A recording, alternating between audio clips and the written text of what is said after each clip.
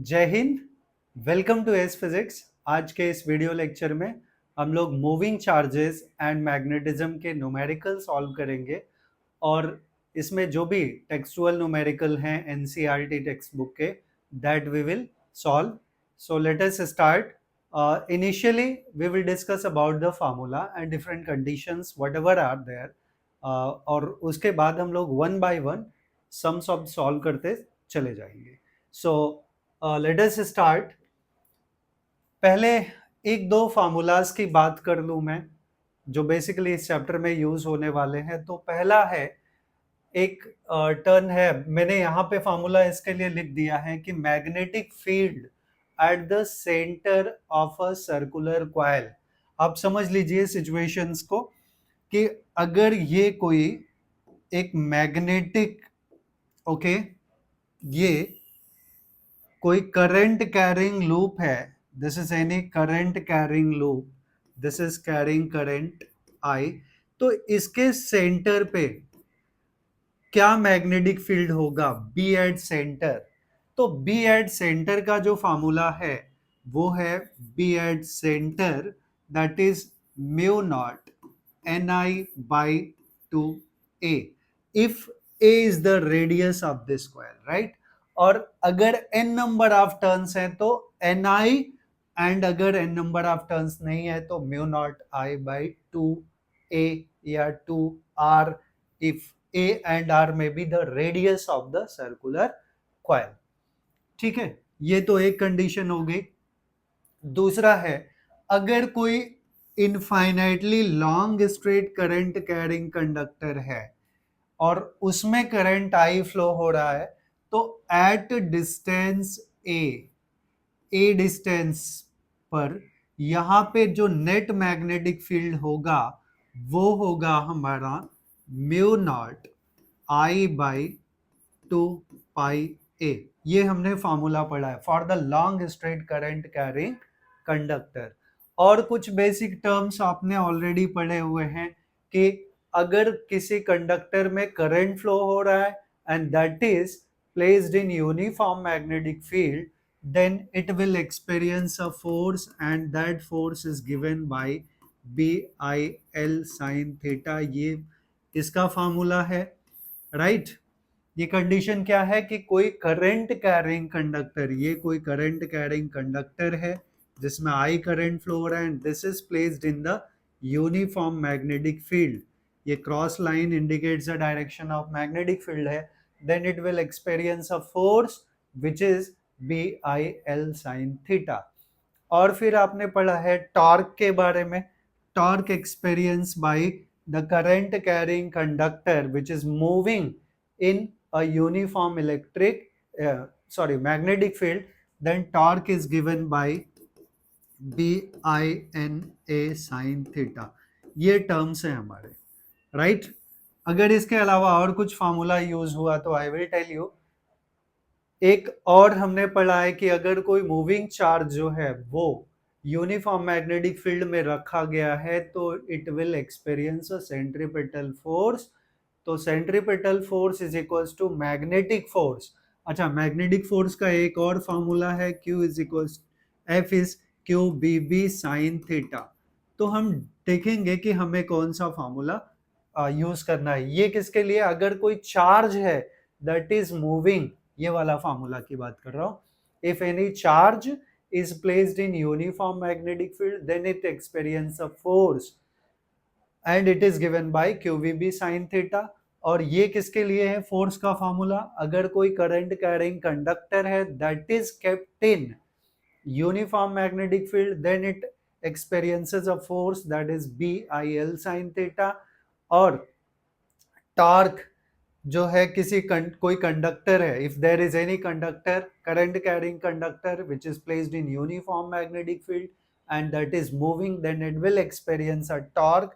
Actually that is not moving but that is kept, then it experience the torque and it is given by NIAB sin theta। तो most of the formulas are there। एक और जैसे मैंने बताया कि कोई charge को अगर हमने यूनिफॉर्म मैग्नेटिक फील्ड में रख दिया दैट इज मूविंग, देन कौन कौन से फोर्स लगते हैं उसके ऊपर, एक लगेगा centripetal force is equals to F M magnetic force, और सेंट्रीपेटल फोर्स का फॉर्मूला आपको पता है, M V square by R is equals to F M क्या है, magnetic force is Q V B sine theta. आगे जो भी हमें रिक्वायर्ड होगा उसके अकॉर्डिंग हम फॉर्मूला फाइंड आउट कर लेंगे। तो ये पूरा कंसेप्ट है इस पर्टिकुलर चैप्टर में, जिस पे बेस्ड पूरे एक्सरसाइज में न्यूमेरिकल्स हैं। तो हम लोग कंडीशंस पढ़ेंगे, क्या डेटा हमें दिया हुआ है, and on behalf of that one we will solve the numericals. So अगर आपको ये फार्मूलाज का लिस्ट बनाना है तो you can take the screenshot of this one, और फिर हम लोग अगले मतलब ये सम पे चलते हैं, न्यूमेरिकल हम लोग सॉल्व करेंगे।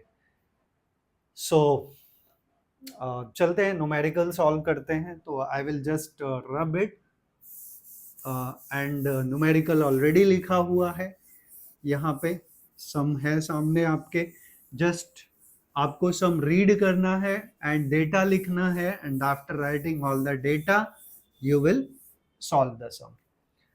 सो हमें सम दिया है, फर्स्ट सम है a circular coil of wire consisting 1000 turns. हमें क्या क्या दिया है, sorry 100 turns, number of turn is 100, each of radius, this is radius of turn, radius of circular coil, carries a current of, current कितना दिया है 0.40 ampere. what is the magnitude of magnetic field at the center of the coil?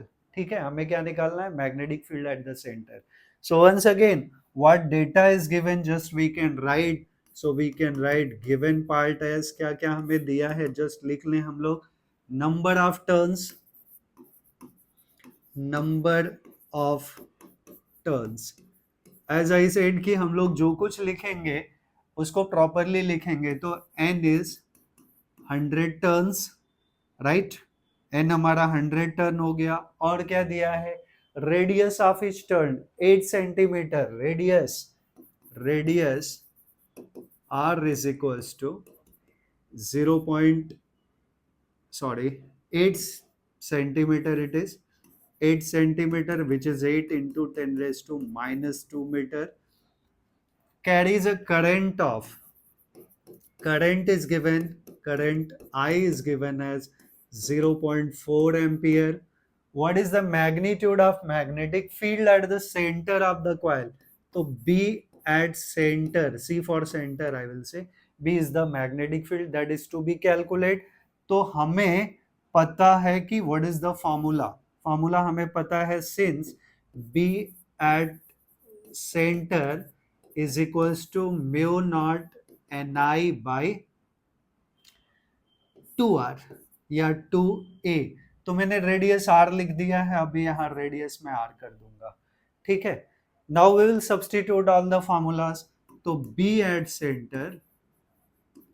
Centre हमें क्या मिल जाएगा, just we will see, b at centre का formula mu not Ni by 2r है, और आपको पता है म्यू नॉट का जो वैल्यू है it is 4 pi into 10 raised to minus 7, it is the value of mu naught। n कितना है, number of turns we have 100 into I, current कितना है, current is 0.4 ampere upon, next we have 2r, so 2 into radius is 8 into 10 raised to minus 2, right। अब इसको simplify कर लें, 4 1 जा 4, 4 2 जा 8, राइट, 2 2 जा 4 हो गया, और ये 4 पूरा कैंसिल हो गया, तो आपको मिल गया 100 इंटू, मैं रहने देता हूँ 0.4, अच्छा 0.4 को हम क्या लिख दें, 10 रेज टू माइनस 1, या 0.4 ही रहने देते हैं, कोई प्रॉब्लम। ये 10 रेज टू 2 ऊपर चला गया, राइट, 10 रेज टू 2 ऊपर चला गया, और ये 10 रेज टू माइनस 7 है, राइट, और यहाँ पाई बचा हुआ है, इंटू पाई अपॉन 4, तो 4 1 जा 4, 0.1 आ गया। अब 0.1 इंटू 100 करोगे आप तो कितना आ जाएगा, 10 आ जाएगा, ठीक है, इन दोनों का मल्टीप्लिकेशन कर दिया हमने, राइट, 10 आ गया, और पाई बचा है 10 पाई इंटू 10 का पावर -7 प्लस 2 इज 10⁻⁻5। अच्छा, ये 10 है मतलब 10⁻1 है, तो 1 माइनस 5 इज -4, सो आपको मिल गया पाई इंटू 10⁻⁻4। ये बी एट सेंटर है, और आपको पता है unit of magnetic field is tesla, तो इट इज पाई का value I can say 3.14 into 10⁻⁻4 tesla, right, yes, so we get the answer. So I hope आप लोग को कैलकुलेशन और अंडरस्टैंडिंग सम का हुआ है। सो if you want to take the screenshot of this one, you can take. Another way, we will move on next sum. So next sum पे चलते हैं। Next sum we have second sum. A long straight wire, क्या दिया हमें, long straight wire carries a current of, current कितना है 35 ampere. What is the magnitude of the field at a point 20 centimetre from the wire? तो मैं अगर diagram के हिसाब से बना दूं तो ये हमारा long straight current carrying conductor है या वायर है, जिसमें करंट 35 एम्पियर का फ्लो हो रहा है, और हमें इस वायर से 20 सेंटीमीटर के डिस्टेंस पे, a I will say as 20 centimetre, यहाँ पे magnetic field is to be find out, right. ये क्वेश्चन का मीनिंग हो गया। अब ऑलरेडी हमने अभी जब स्टार्ट किया था वीडियो, तभी हमने आपको बताया था कि कौन कौन से फार्मूलाज हैं। तो हमने एक वहाँ पे भी फार्मूला आपको बताया था कि अगर स्ट्रेट करंट कैरिंग कंडक्टर है तो उसका मैग्नेटिक फील्ड उसके अराउंड क्या होता है, that is mu not I by 2 pi A, right, where A is the distance of the wire from the point at which we have to find out the net magnetic field. तो ये पूरा progress हमें दिया हुआ है इस सम के लिए, फार्मूला ऑलरेडी हमने बता दिया। तो जस्ट अब अलग से लिखना है गिवन पार्ट, तो we can write another way, everything is given to us, वही चीजें हम यहाँ लिख देते हैं कि हमें दिया क्या क्या है। Given is current I is equals to 35 ampere. A distance from the wire is 20 centimeter, which I will write 0.2 meter we can write, या 20 into 10⁻⁻2 दोनों चलेगा। तो हमें पता है since magnetic field is mu naught I by 2 pi A, so mu naught का जो value है इट इज 4 पाई इंटू 10⁻⁻7। याद रखिएगा आप लोग, म्यू नॉट का वैल्यू कितना होता है, 4 pi into 10⁻⁻7 into I is 35, current 35 ampere है, अपॉन 2 पाई ए इज 0.2। तो आप देखिए ये पाई पाई कैंसिल हो गया, 2 2 जा 4 हो गया, राइट। नाउ ये 0.2 है तो 2 1 जा 2, 2 0.1, 0.1 मतलब 10⁻⁻1 हो गया, ये 10⁻⁻1 ऊपर गया तो 10⁻+1, और ऑलरेडी -7 है, -7 + 1 will be 10⁻⁻6, so we get 35 into 10⁻⁻6। वापस unit of magnetic field is Weber per meter square, or it is simply Tesla. तो we get the solution for this sum. I hope आप लोग को ये भी सम समझा है, आप इसका स्क्रीनशॉट ले सकते हैं। Now we'll move on next sum. Next sum what we have, a long straight wire, वापस से क्या दिया है, long straight wire, long straight wire has in the horizontal plane carries a current of 50 ampere. Current I is given as 50 ampere in north to south direction. Give the magnitude and direction of B at a point 2.5 centimeter east of the wire. ठीक है, तो I will right just all the data. हमने यहाँ पे ये देखा कि जो पिछला सम था it is exactly like the same, all terms are the same. ये भी लॉन्ग स्ट्रेट वायर है, वो भी लॉन्ग स्ट्रेट वायर था, सिमिलर सम है. अगर आप लोग सॉल्व करना चाहें तो कर सकते हैं. मैं यहाँ डेटा लिख देता हूं.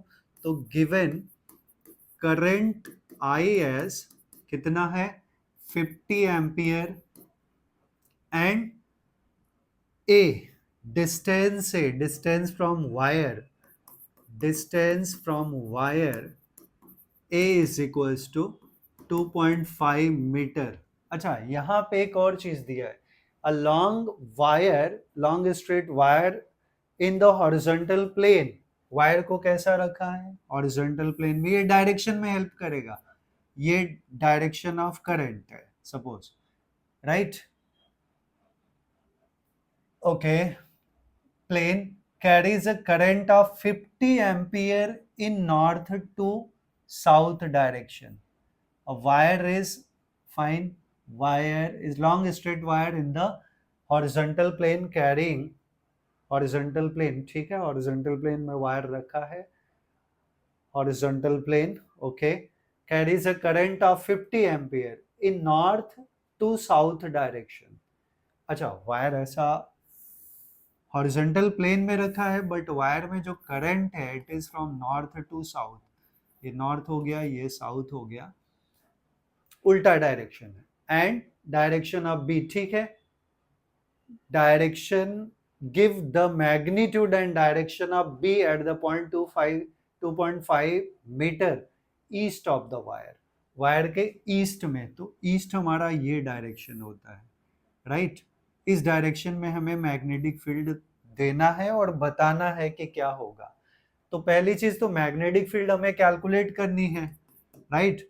तो मैग्नेटिक फील्ड का जो यूजुअल फार्मूला है for the long straight wire that we will apply. Magnitude हम निकाल लें तो since magnetic field B is equals to mu naught I by 2 π A. So B is equals to mu naught value is 4 pi into 10 raised to minus 7. Current is given as 50 ampere upon 2 pi A. A is how much? A कितना है 2.5 metre. So nothing is to be worry. ये pi cancel हो गया. 2.5 into 2 it becomes 5. 5 into 10 is 50. तो यहाँ 10 आ गया. So ultimately we get 4 into ये 10 हो गया ना.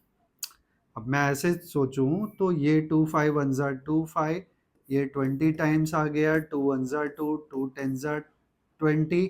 Now 10 into 10 raised to minus 7 become 10 raised to minus 6 और ये 4 बचा है, तो 4 into 10 raised to minus 6 Tesla. तो B हमें क्या मिल गया, it is 4 into 10 raised to minus 6 Tesla. अब हमें डायरेक्शन बताना है. डायरेक्शन, तो डायरेक्शन हम कैसे देते हैं direction of magnetic field. Usually अगर कोई करंट कैरिंग कंडक्टर है तो उसमें मैग्नेटिक फील्ड, ये डायरेक्शन ऑफ करंट है तो इसके अराउंड मैग्नेटिक फील्ड होगा. तो अगर direction of current is like this way तो magnetic field is like this way. अब आप इसको डायरेक्शन दे सकते हैं कि इट विल बी कैसा होगा, ये क्लॉकवाइज.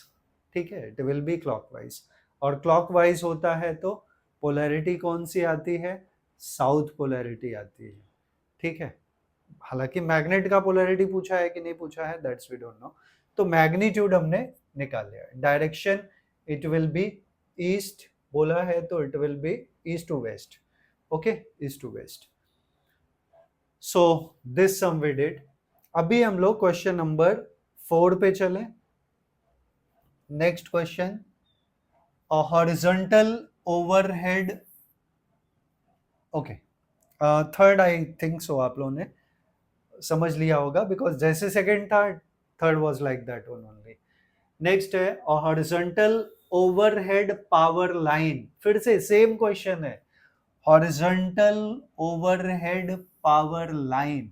कोई पावर लाइन है, मतलब इलेक्ट्रिसिटी जो कैरी करता है वायर एक पोल से दूसरे पोल के बीच में, तो हॉरिजॉन्टली केप्ट होता है ना, that is also almost it is the straight current carrying conductor.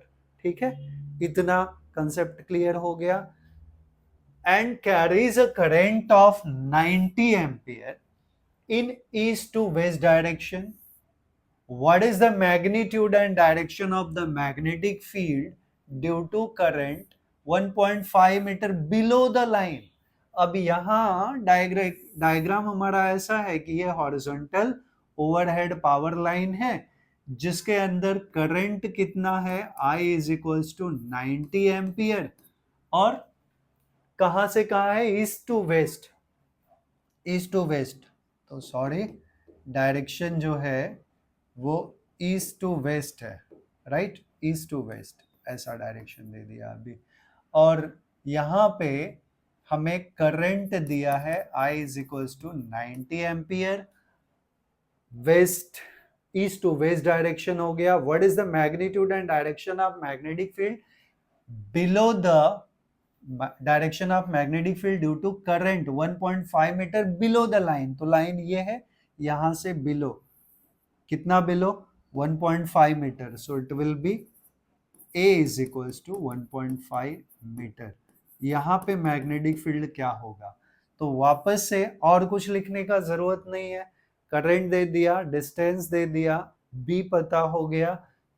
पता करना है तो since B is equals to mu not I by 2 pi a, वापस ये क्या है, for the horizontal straight current carrying conductor, so this will be B is equals to mu not का value है 4 पाई इंटू 10⁻⁻⁷, I का value है 90 by 2 pi, A का value है 1.5, राइट, तो ये इससे कैंसल, 2 2 जा 4 एंड 160 टाइम्स, राइट, तो 62 जा 120, 120 into 10⁻⁷, which we can write 1.2 into 10⁻⁵ Tesla.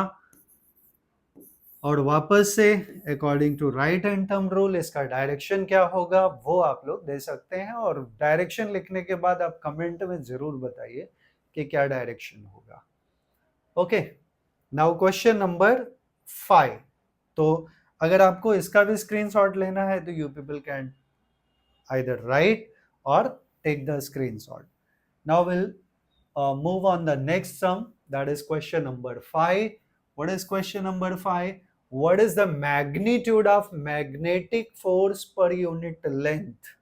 हमें क्या निकालना है, क्या करना है, magnetic force per unit length, मतलब हमें magnetic force per unit length find out करना है कि F by L is to be find out on a wire carrying a current of 8 ampere, current of 8 ampere, so current I is equals to 8 ampere, और क्या दिया, and making an angle 30 degree with the direction of uniform magnetic field, so theta is given as 30 degree, और uniform magnetic field B is given as, B is the magnetic field, it is 0.15 Tesla. तो आप बताइए formula हम कैसे use करें, कौन सा use करें, तो ऑलरेडी हमने बताया है कि अगर कोई, अब कंसेप्ट देखिए, अगर कोई करंट कैरिंग कंडक्टर है, एक कंडक्टर है, वायर है जिसमें करंट फ्लो हो रहा है, and that is kept in uniform magnetic field, then it will experience a force, and the force is given by F is equals to BIL sin theta, right?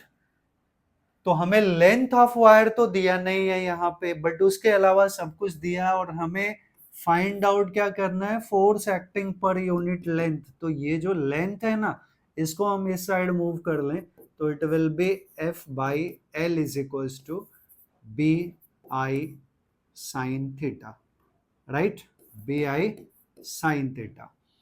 अब ये term क्या हो जाएगा, so F by L is equals to, B का value क्या है, B का value 0.15 Tesla into आई का वैल्यू क्या है, बी आई, आई का वैल्यू हमने लिखा नहीं, शायद लिखा है, current 8 ampere into sine theta, theta 30 है तो साइन 30 हो गया, बाकी हमें कुछ करना ही नहीं है। सो दिस विल बी 15 8 जा, it will B 1.2, right, 1.2 into sine 30 is 1/2, या थोड़ा इसको और सिंप्लीफाई करना चाहो तो कर सकते हो, 0.15 इंटू 8 इंटू 1/2, 1/2 ये 4 टाइम्स हो गया, साइन 30 इज 1/2, तो 15 4 जा 0.6, राइट। सो हमें F बाई L कितना मिल गया, 0.6 newton, that is our final answer. I hope ये भी समझा आप लोगों को। So now we'll move on next sum. Next sum we have question number 6, क्या है, a 3 centimeter wire carrying current of 10 ampere is placed inside a solenoid perpendicular to its axis. The magnetic field inside the solenoid is given to be 0.27 Tesla. What is the magnetic force on the wire? तो फिर से वही same concept है, हमें length दिया है 3 centimetre wire carrying current of this inside a solenoid.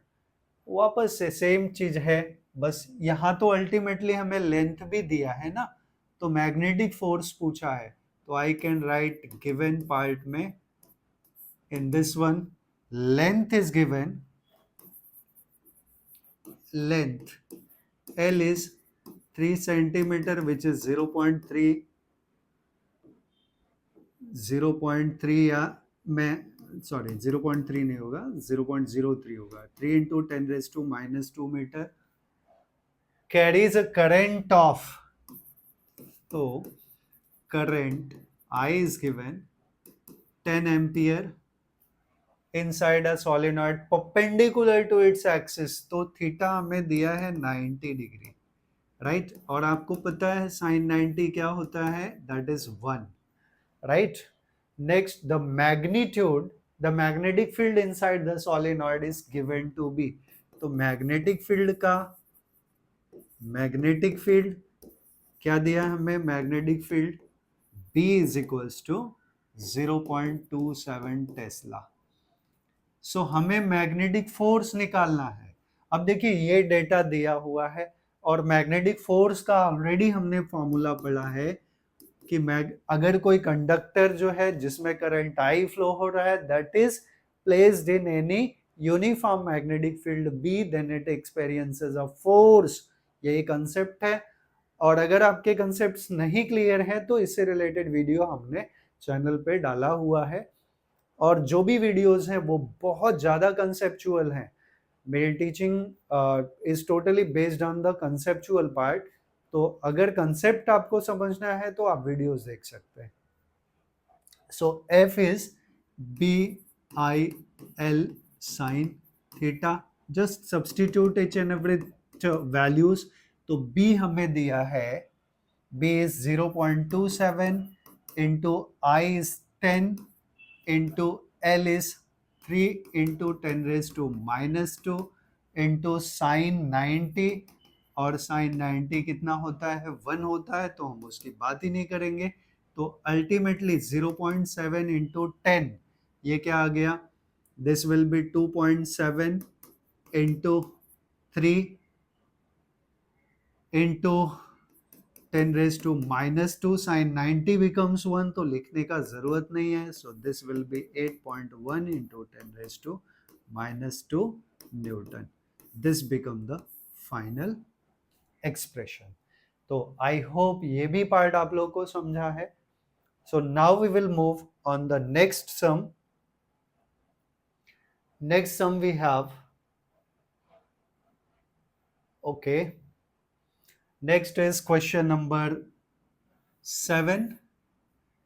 Two long and parallel straight wires A and B carrying currents of 8 ampere and 5 ampere in same direction. हमें क्या कंडीशन दी हुई है, आप यहां से समझ लीजिए कि एक वायर है, this is wire A and this is wire B. Both wires, this is wire A and this is wire B. Both wires carrying current, एक में करंट I1 है और एक में करंट I2 है. तो I1 हमें दिया है, मैं यहाँ पे गिवन डेटा लिखने की कोशिश कर रहा हूं. Given current I1, I will write IA लिखूं या 1 लिखूं, A में जो करंट है वो I1 है. Current I1 is 8 ampere and current I2 is 5 ampere in the same direction, right? Same direction are separated by a distance of, इन दोनों के बीच का जो डिस्टेंस है वायर्स के बीच का, that I will take R and R का value is 4 centimetre. तो distance between two wires, I will say that distance is A. So distance between two wires, R लिया हमने तो R ही ले लेते हैं, ये 4 सेंटीमीटर है, which is 4 into 10 raised to minus 2 meter. Estimate the force on 10 centimeter section of wire A. ये length of wire A I will से L1 is equals to 10 centimetre. ये हमें दिया है, ठीक है. तो two long and parallel straight wires हमें दिया है, यस. तो L भी हमें दिया है. अच्छा, L1 is equals to L2, that we will represent it by only L. ये टर्म हमें पता है, ठीक है. तो हमें क्या निकालना है, एस्टिमेट द फोर्स ऑन, हमें फोर्स चाहिए. Force on 10 centimeter wire of length L. Wire of wire A पे जो फोर्स लगेगा, estimate the force on, yes, F1 I will say, या F on wire A, that is to be calculate. तो सबसे पहली चीज ये है कि आई होप आप लोग को ये एंटायर पार्ट क्या दिया हुआ है डायग्राम के हिसाब से, एवरीथिंग यू हैव अंडरस्टूड. अब आ जाते हैं हम डायरेक्टली फार्मूला के ऊपर कि अगर दो straight parallel current carrying wires हैं जिनमें करंट I1 I2 फ्लो हो रहा है और उनके बीच का डिस्टेंस हमें दिया है, तो हमारे पास जो फार्मूला है फोर्स का, और ये एक दूसरे को अट्रैक्ट करेंगे, कीप दैट इन माइंड. अगर करंट सेम डायरेक्शन में है दो पैरेलल वायर्स में, तो they attract to each other, तो अट्रैक्टिव फोर्स होगा. एक चीज ये कंफर्म हो गया.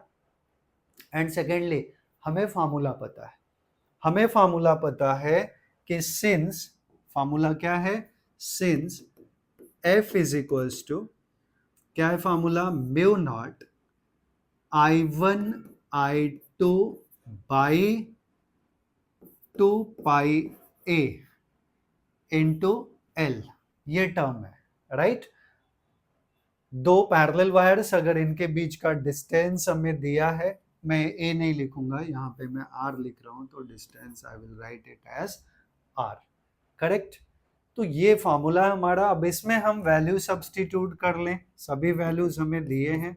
तो F इज इक्वल्स टू, क्योंकि हमें estimate the force on wire of 10 centimetre section बोला है, तो हम दोनों कर सकते हैं, F बाई L भी निकाल सकते हैं. हमें नहीं पता है क्या दिया है, आप दोनों देख लीजिएगा. मैं पहले फोर्स निकाल रहा हूँ, बाद में फोर्स पर यूनिट लेंथ निकालूंगा. तो L को मैं सेपरेटली रख रहा हूँ, म्यू नॉट का value 4 pi into 10⁻⁻⁷, I1 is 8, I2 is 5 by 2 pi R, तो 2 पाई आर का value distance 4 into 10⁻⁻² into L, length हमें दिया है 0 पॉइंट, ये लेंथ है ना 10 सेंटीमीटर इज 0.1 मीटर, तो यहाँ कहीं मैं लिख दूं कि length L is equals to 0 point, sorry, it is 10 centimeter which is 0.1 meter, right? 10 by 100 is 0.1, तो इंटू 0.1 कर दिया। अब यहाँ कैंसलेशन देख लें, तो पाई कैंसिल विद पाई, 2 2 जा 4, 4 2 जा 8, राइट, डिनोमिनेटर खत्म हो गया। अब ऐसे देखें, 2 5 जा 10 हो गया, और 10 इंटू 0.1 इट बिकम्स 1, तो बचा सिर्फ 2, और नीचे से 10⁻⁻² ऊपर गया तो 2 इंटू 10⁻², तो अल्टीमेटली हमें F क्या मिल गया, 2 इंटू 10⁻⁻² न्यूटन, ये फोर्स हो गया। ठीक है, मुझे नहीं पता कि फोर्स दिया है कि फोर्स पर यूनिट लेंथ दिया है, तो मैं दूसरा केस भी ले लेता हूँ। So therefore force acting per unit length, it will be 2 into 10⁻⁻² upon length is 0.1 meter which is 10⁻⁻1 meter, तो -1 ऊपर गया तो प्लस हो गया, so this will be 20 Newton पर मीटर।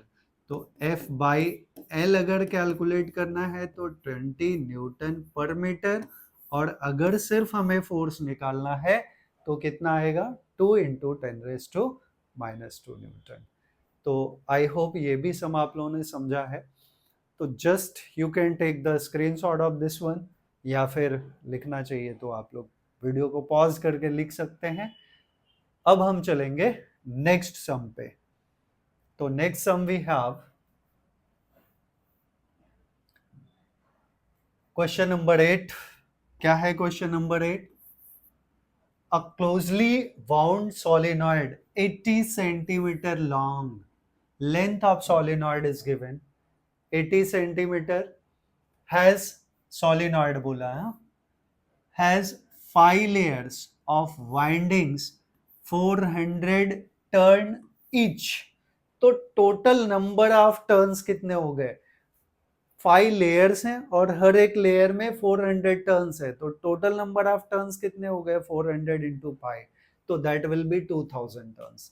तो given, just I will right the given part, length of solenoid, right, length of solenoid L is equals to 80 centimeter which is 0.8 meter, 5 layers of windings of 400 turns each, तो number of turns, total number, that is N is equals to 500, sorry, 400 into 5, 400 into 5, ये तो बताया हमने ना कैसे आएगा, 5 layers हैं और एक लेयर में 400 टर्न्स है, तो टोटल कितने हो गए, 400 into 5, so it will be 2000 turns, right.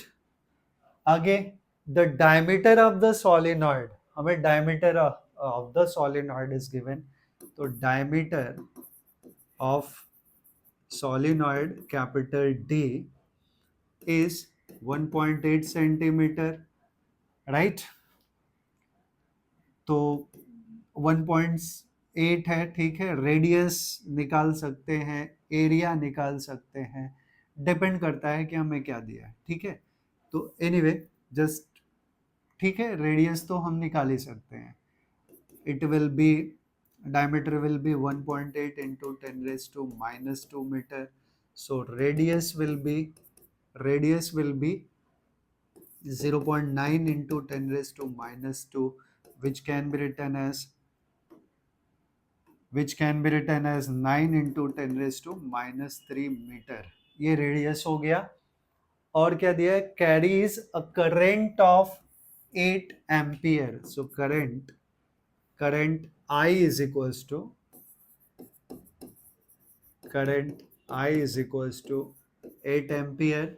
Estimate the magnitude of B inside the solenoid near its center. तो हमें पता है फॉर सोलिनॉइड मैग्नेटिक फील्ड का फॉर्मूला क्या है, estimate the magnitude of B, मतलब मैग्नेटिक फील्ड निकालना inside the solenoid. It is B is equals to mu not N I, N हमें कैपिटल ले लेना है because total number of turns हमने एन ले लिया, बाई एल, राइट. और एल भी हमें दिया है length 0.8 metre. So nothing we have to do with anything, सब कुछ हमें दिया है. डायमीटर की हमें जरूरत नहीं पड़ी, तो हम डायरेक्टली लिख सकते हैं B is equals to mu not का value 4 pi into 10⁻⁻7 into n is 2000 into I, current is 8 ampere upon L, length is 0.8 meter, 0.8. So 8 ones are, this becomes 0.1 which become 10⁻⁻1, ऊपर जाएगा तो 10⁻+1, तो ये आ गया 4 पाई इंटू 10⁻+1 करेंगे तो 10⁻⁻6 आ गया इंटू 2000. तो यहाँ देख रहे हैं ट्रिपल जीरोज है तो ये पावर 3 कम हो जाएगा और ये आ जाएगा 2 into 4, that is 8 pi into 10⁻³ tesla. This is B. आपको और सिंप्लीफाई करना है तो आप कर सकते हो. B is equals to 8 into 3.14 into 10⁻³ tesla. आगे पूरा मल्टीप्लाई करके आप आंसर लिख सकते हो in terms of tesla. Either you can leave at this place also. तो this is the net magnetic field. अगर आप लोग को इसका स्क्रीनशॉट लेना है तो you people can take. Now will move on next sum. तो नेक्स्ट सम पे चलते हैं हम लोग. Next sum we have question number 9. Question number 9 क्या है, just we can write the given part. A square coil has side 10 centimeter. Square shape है 10 centimetre. अगर एक स्क्वायर शेप है और उसका एक साइड का जो वैल्यू है L, आई विल से, या A we can say, it is 10 centimetre. ये लेंथ हो गया, ठीक है. आगे हम देखेंगे. तो given length of side of square, that I will say A is equals to A या L ले लेते हैं, कोई प्रॉब्लम नहीं. जो हमने L वहां पे लिया है तो L is equals to 10 centimetre. So which is 0.1 metre हो गया. Consist of 20 turns. अच्छा, अगर मैं एरिया की बात कर लूं, इन एडवांस में निकाल के रख लूं एरिया, तो since area of square, area A is equals to length into breadth, तो यहाँ 0.1 into 0.1, that is side square हो गया, which is 10⁻² metre square, right. Number of turns कितने हैं, number of turns n is equals to 20. और क्या दिया है, and carries a current of 12 ampere. So current I is equals to 12 ampere. Further, the coil is suspended vertically and the normal to the plane of the coil makes an angle 30 degree. Theta हमें दिया है 30 degree. With the direction of uniform horizontal magnetic field, magnetic field भी दिया है कितना, 0.8 Tesla. तो magnetic field is represented by B, which is 0.8 Tesla. What is the magnitude of torque experience by the coil? आपने पढ़ा है कि अगर ये इसमें n नंबर ऑफ टर्न्स हो गए और इसी में करंट फ्लो हो रहा है, ये कॉइल में करंट फ्लो हो रहा है, ऐसे जा रहा है करंट और यहाँ से ऐसे करंट वापस आ रहा है, राइट? और it is placed in the uniform magnetic field but at N angle of 30 degree. यहाँ पे मैं जो एंगल दिखा रहा हूँ ये तो रेडियल हो गया, but it is kept at N angle of 30 degree. तो चाहिए मैं मैग्नेट का पोजीशन ऐसा कर दूं या कॉइल का पोजीशन चेंज कर दूं, ठीक है? तो पूछा है what is the magnitude of torque experience. तो ऑलरेडी हमने टॉर्क का फॉर्मूला पढ़ा है, since torque is equals to B I N A sine theta, बिना साइन थीटा। सो टॉर्क का फॉर्मूला है कि अगर कोई current carrying conductor is placed in the uniform magnetic field, then it will experience a force, sorry, it will experience a torque. Torque क्यों होगा? क्योंकि दो दो फोर्सेस आ जाते हैं, एक फोर्स तो मैग्नेटिक फोर्स हो गया और दूसरा फोर्स कौन सा है? एक्चुअली करंट की वजह से इस पे एक इनवर्ड फोर्स लगेगा। अब जैसे यहाँ पे मैं बात कर रहा हूँ, जैसा मैंने डायरेक्शन ऑफ करंट दिखाया है, तो according to Fleming's left hand rule जो इस पार्ट पे फोर्स एक्सपीरियंस होगा, बिकॉज मैग्नेटिक फील्ड भी है ना, ये मैग्नेटिक फील्ड है फ्रॉम नॉर्थ टू साउथ। अगर मैंने इसको नॉर्थ ले लिया और इधर साउथ ले लिया तो ये मैग्नेटिक फील्ड हो गया, ये डायरेक्शन ऑफ करंट हो गया। तो according to Fleming's left hand rule, इस अगर मैं नाम दे दूं ए बी सी डी, तो ए बी वाले साइड पे जो फोर्स है वो इनवर्ड है परपेंडिकुलर टू द प्लेन, और सी डी वाले साइड पे आउटवर्ड फोर्स होगा which is perpendicular to the plane but outward. तो दो equal and opposite forces act हो रहे हैं, इस साइड पे, इस साइड बीसी वाले साइड पे इनवर्ड और इधर outward, so it will rotate. इसका मतलब टॉर्क एक्ट हो रहा है, और टॉर्क का फार्मूला है बिना sine theta, B I N A.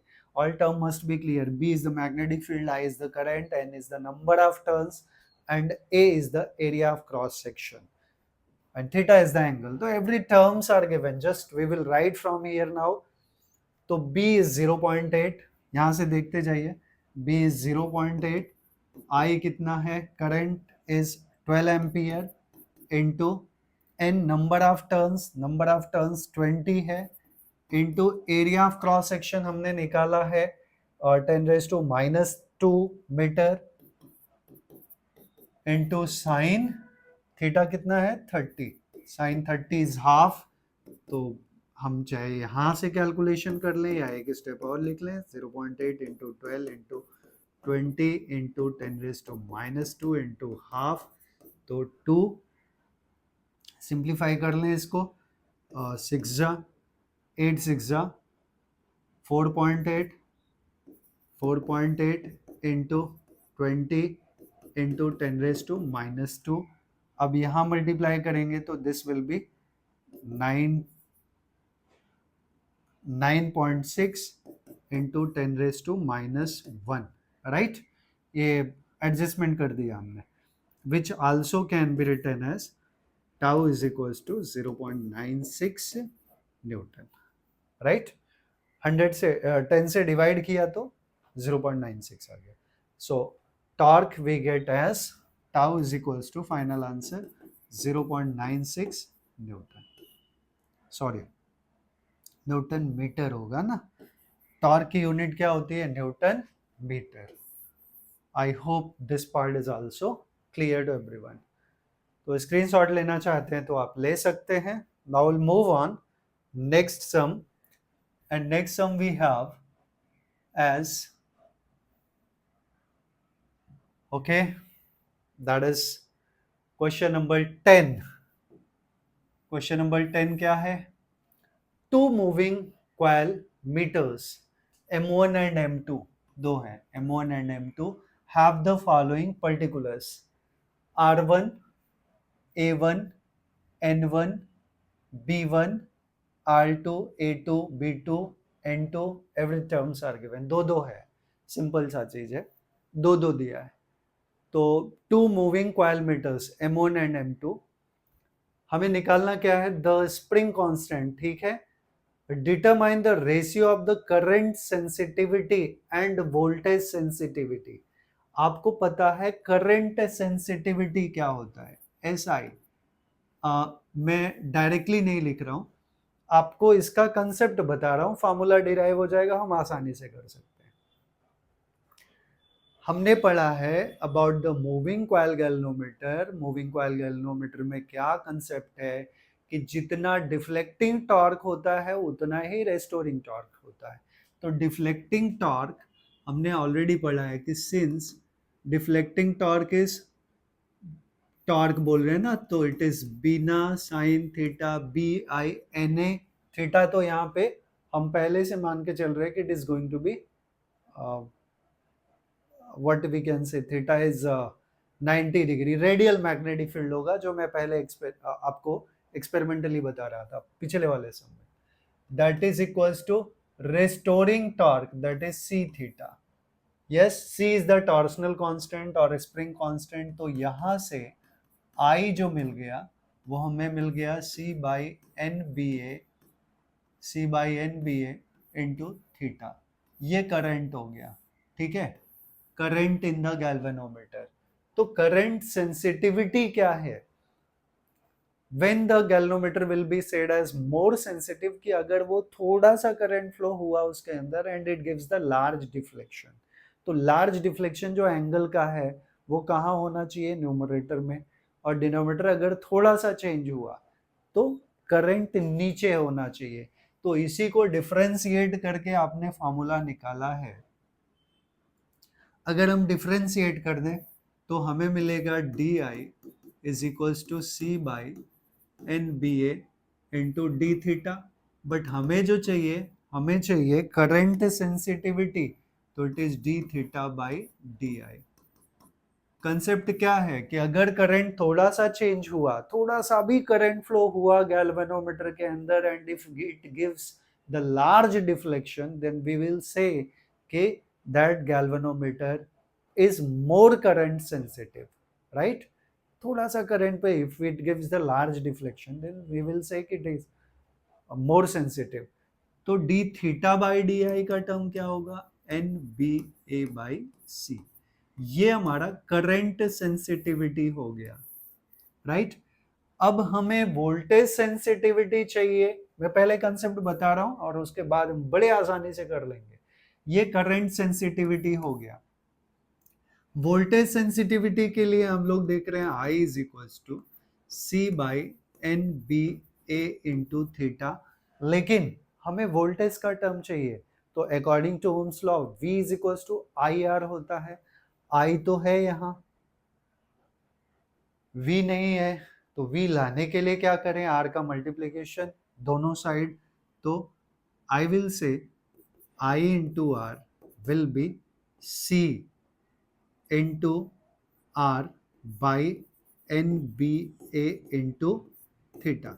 ऐसे लिख सकते हैं ना, आर का दोनों साइड मल्टीप्लीकेशन कर दिया, तो this become V is equals to C R by N B A into theta. तो वोल्टेज सेंसिटिविटी क्या होता है, D theta by DV, D theta by DV. ये कैसा है कि अगर थोड़ा सा भी वोल्टेज चेंज हुआ, then the galvanometer should represent the most deflection, angle ज्यादा होना चाहिए। तो एंगल का टर्म हमेशा ऊपर रहेगा, डी थीटा हमेशा ऊपर रहेगा बाई डीवी। तो डी थीटा बाई डीवी करना है, तो ये आ गया N B A by C R, N B A by C R. तो ये हमारा, ये आपने डेरिवेशन के टाइम पे किया होगा, अगर नहीं किया है तो आई होप आप लोग को ये दोनों कंसेप्ट फिर से पूरा समझ में आ गया। ये है करंट सेंसिटिविटी और ये है वोल्टेज सेंसिटिविटी।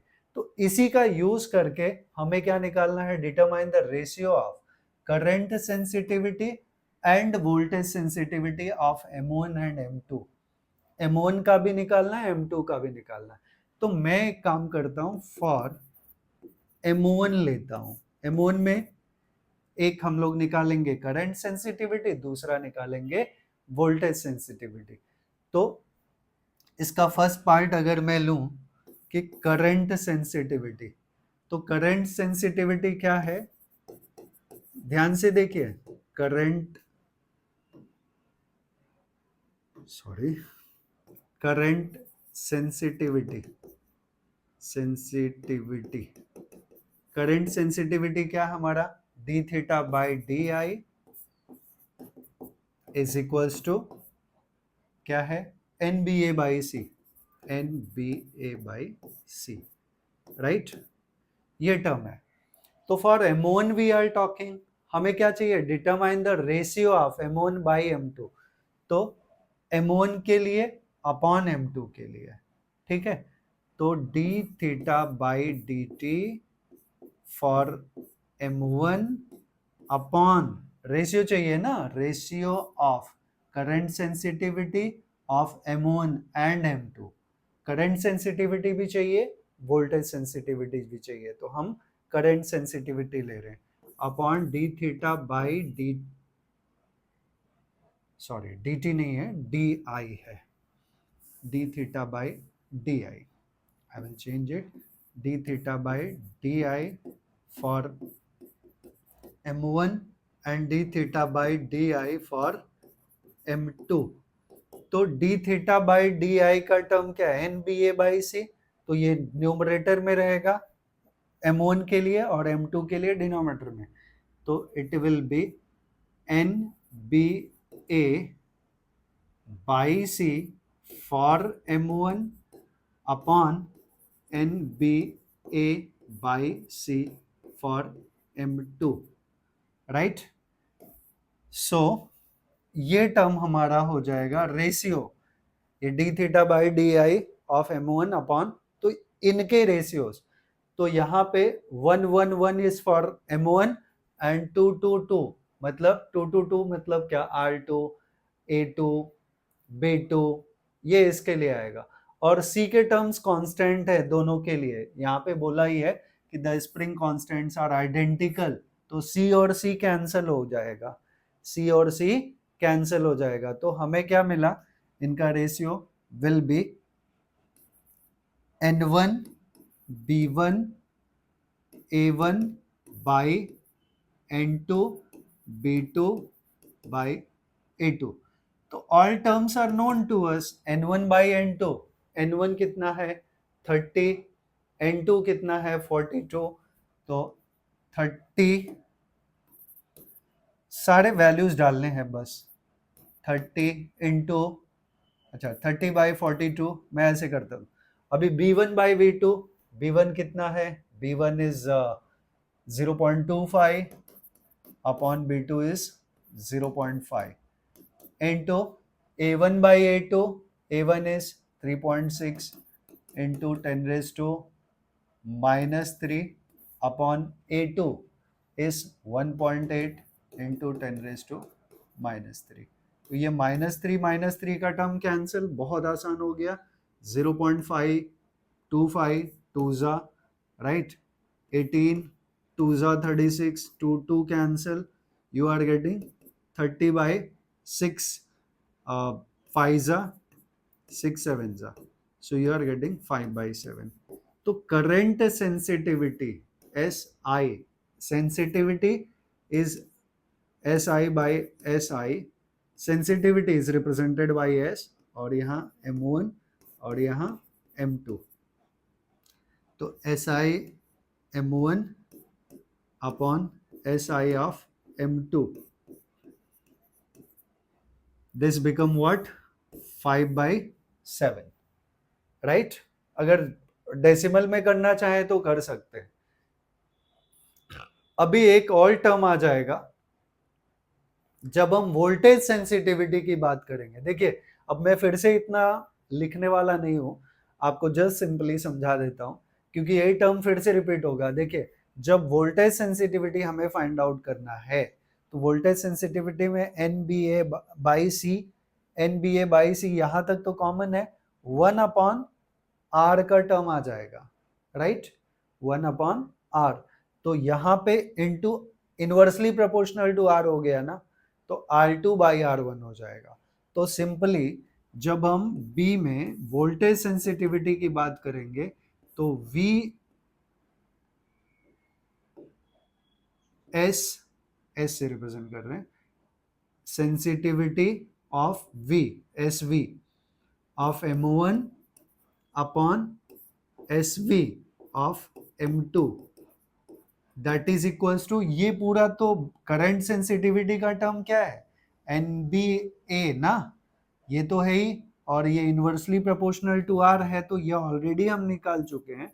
तो 5/7 इंटू R2/R1, तो 5/7 ऑलरेडी है, R2 का वैल्यू कितना है 14 और R1 का 10, तो इंटू 14/10, 14/10, तो 7 2 14 और 5 2 10, ये कैंसिल हो गया, तो इट विल बी 1:1। ये फाइनल आंसर हो गया। करंट सेंसिटिविटी क्या मिला, 5:7 रेशियो फाइंड आउट करना था, और ये 1:1 हो गया।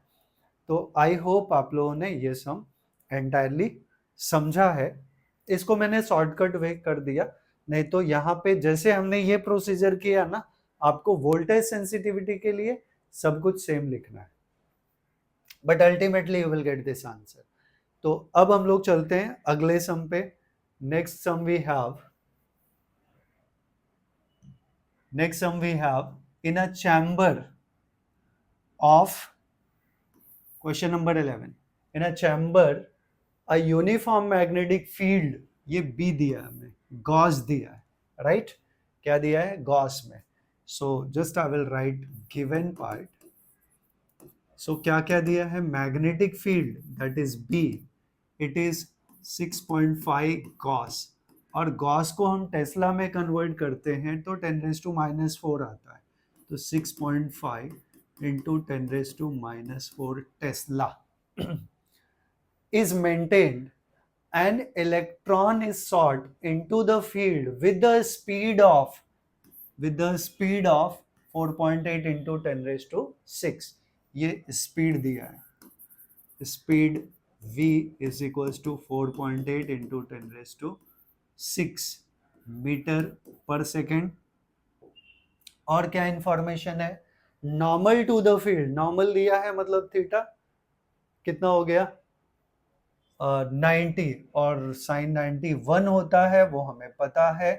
Explain why the path of the electron is a circle, क्यों सर्कल पाथ में है electron. Determine the radius of circular orbit, तो रेडियस हमें फाइंड आउट करना है, radius is R, that is to be calculate, determine the radius, ठीक है। और हमें चार्ज ऑन इलेक्ट्रॉन दिया है, तो I will write Q is equals to E is equals to 1.6 into 10⁻⁻19 coulomb, और Me mass of electron is 9.1 into 10⁻31 kg। ये information है हमारे पास। तो हमें ये बोला है कि चैम्बर में यूनिफॉर्म मैग्नेटिक फील्ड है और उसमें एक इलेक्ट्रॉन मूव कर रहा है और उसमें उसका मैग्नेटिक फील्ड है। तो साइक्लोट्रॉन वाला कंसेप्ट आपने पढ़ा है कि अगर यूनिफॉर्म मैग्नेटिक फील्ड के बीच में, राइट, हम इलेक्ट्रॉन को मूव करा रहे हैं, इलेक्ट्रॉन पे चार्ज है, चार्ज मूव करेगा, मैग्नेटिक फील्ड है, इलेक्ट्रिक फील्ड होगी, राइट, मैग्नेटिक फील्ड है और charge is moving in the magnetic field, then it experiences a force, that is the magnetic force, and since it is moving in circular path। अच्छा, पहले तो यही part clear कर दूं मैं कि why electron is moving in circle। तो आपने पढ़ा है कि इलेक्ट्रिक फील्ड अगर होती है तो that accelerate the charge particle, और अगर मैग्नेटिक फील्ड होता है तो it bend the charge particle into circular path. This is the reason. तो रीजन क्या लिखोगे आप कि since there is the magnetic field का फंक्शन क्या है, it bend the charge particle into circular path. तो रीजन मैं नहीं लिख रहा हूं, सिर्फ एक्सप्लेन कर रहा हूं। और आपने पढ़ा है कि magnetic force becomes equals to centripetal force for circular motion। तो it is FCP centripetal force is equals to FM magnetic force। तो ये होता है हमारा mv²/r is equals to E। हमने QVB sin थीटा पढ़ा है तो EVB sin थीटा हो जाएगा, और थीटा मैंने बोला कि ये नॉर्मल है तो साइन 90 क्या हो गया 1 हो गया, तो हमें वो लिखने की जरूरत नहीं है, राइट, साइन 90 1 हो गया। तो दिस टर्म, ये एक वी कैंसल। हमें क्या पूछा, determine the radius of the circular path, तो रेडियस निकालना है, तो हमने एक वी को कैंसिल कर दिया, तो अल्टीमेटली हमें क्या मिल गया, हमें मिल गया M V by R is equals to E B. तो हमें रेडियस चाहिए, तो R will be M V, R इधर चला गया ना, तो M V upon E B, right. So we have the values. So R will be M, mass of electron is 9.1 into 10 raised to minus 31 kg. V is the velocity, already दिया है, हमने लिखा है कहीं, speed is 4.8 into 10 raised to 6 meter per second upon E is the charge on electron, 1.6 into 10 raised to minus 19 coulomb, into B magnetic field is 6.5 into 10 raised to minus 4। तो आप सीधा सीधा देखो, 16 1 जा, 16 3 जा एंड 13 7 जा एंड 13 5 जा, और कुछ कैंसिलेशन होना है नहीं। सो दिस विल बी, यहाँ क्या बचा, ऊपर 3 बचा, 3 7 जा 21 बाई 5 इंटू 10 का पावर कितना हो गया, ये -4 -19 मिलके कितने हो गए, -4 एंड -19 -23, राइट, 23। और ऊपर का पहले देख लें, ये 31 में से 6 गया तो 25, तो 10 रेज टू -25 अपॉन नीचे कितना 10 रेज टू -23। अब 23 ऊपर गया तो 10 रेज टू +23 हो गया, -25 एंड 23 तो -2 आ गया, right. So 21 by 5 into 10 raise to -2। एक काम और करें, 2 से मल्टीप्लीकेशन 2 से डिवीजन कर दो, ये 10 आ गया, और ये 21 2 जा 42 इंटू 10 रेज टू ये 10 रेज टू -3 हो गया, दैट मच मीटर। तो R हमें मिल गया 42 into 10 raise to -3 metre, that become the final answer. तो आई होप आप लोग को ये भी समझा है। Now will move to next sum. Next sum पे चले हम लोग। तो नेक्स्ट सम क्या है, in the exercise 4.11 obtain the frequency of revolution of electron in the circular orbit, does the answer depend on the speed of the electron। ठीक है, हमें क्या निकालना है, फ्रीक्वेंसी निकालना है। आप देखिए, फ्रीक्वेंसी के लिए हमें चाहिए टाइम पीरियड, ऑलरेडी हम रेडियस का टर्म, वेलोसिटी का टर्म निकाल चुके हैं, तो ठीक है, कोई इशू नहीं है। हमने अब यहाँ मैक्सिमम फार्मूले की बात करेंगे हम लोग। तो ऑलरेडी हमने पढ़ा है mv² by R is equals to Q V B, right. Q के जगह यहाँ ई है, चार्ज ऑन इलेक्ट्रॉन, तो E V B sine theta, एक वी से कैंसिल हो गया था, तो हमने आर निकाला था, आर क्या हो गया, R becomes M V upon E B. हमें फ्रीक्वेंसी चाहिए, ये रेडियस मिल चुका है, तो फ्रीक्वेंसी की बात करें तो आप देखिए, अगर इलेक्ट्रॉन एक रेवोल्यूशन कंप्लीट करता है, एक बार वापस रिवॉल्व करके वापस आ जाता है, तो जितना टाइम पीरियड लगा वो t है, एक रेवोल्यूशन की बात कर रहे हैं। तो time period is distance upon speed, तो 2 पाई आर अपॉन वी हो गया, राइट। सिंस और r ऑलरेडी हम निकाल चुके हैं, तो t is equals to 2 pi upon V into R का ये वैल्यू है, आर का वैल्यू क्या है, M V upon E B. तो ये v इस v से कैंसिल हो गया, तो टाइम पीरियड मिल गया हमें 2 pi m upon E B, right. ये टाइम पीरियड हो गया। And since frequency, I hope यहां तक सब कुछ समझ में आ गया आपको। अब सिंस फ्रीक्वेंसी जिसको हम न्यू से रिप्रेजेंट कर रहे हैं. It is reciprocal of time period, so nu will be reciprocal of time period. तो इसी को उल्टा कर दें, it will be E B upon two pi M. It will be E B upon two pi M. ये frequency मिल गया हमें. ठीक है, अब सबके वैल्यूज ऑलरेडी हमें पता है. ई का value 1.6 into ten raise to minus 19. B का वैल्यू क्या था, अब हमें पीछे से रेफरेंस लेना पड़ेगा. तो बी का वैल्यू था हमारा, बी का वैल्यू क्या था, 6.5 into ten raise to minus 4. 6.5 into ten raise to minus 4 upon 2 pi into m. Mass of electron was 9.1 into 10 raised to minus 31 kg. Right? Yes? तो आगे इसका भी कैलकुलेशन है, आराम से आप कर सकते हो. 2 1 ये 0.8 आ गया, और ये 13 के टेबल में 7 टाइम्स चला जाएगा और ये 5 टाइम्स चला जाएगा. तो 5 8 40, 4 हो गया ऊपर, नीचे बचा पाई, तो 4 बाई पाई. और 10 का पावर देखें तो ये 4 और 19 minus 23 upon 10 raise to minus 31. 31 ऊपर जाएगा तो 4 बाई 3.14 इंटू 10 का power, this will be 718 10 raise to 8. तो ये फ्रीक्वेंसी हो गया. आप यहाँ डिवाइड करेंगे 1 पॉइंट समथिंग आ जाएगा पर सेकेंड, या हर्ट्ज लिख सकते हैं. इसका फाइनल कैलकुलेशन आप डिवीजन करके लिख लेंगे, that will get the answer. तो हमें पूछा है does the answer depend on the speed of the electron. तो यहाँ स्पीड के ऊपर डिपेंड नहीं करता. टाइम, इस टाइम पीरियड के टर्म में भी स्पीड नहीं है, फ्रीक्वेंसी भी, it is free of velocity, right? So it doesn't depend on the frequency, doesn't depend on the velocity. So now we'll move on the next sum, that is question number 13. Question number 13.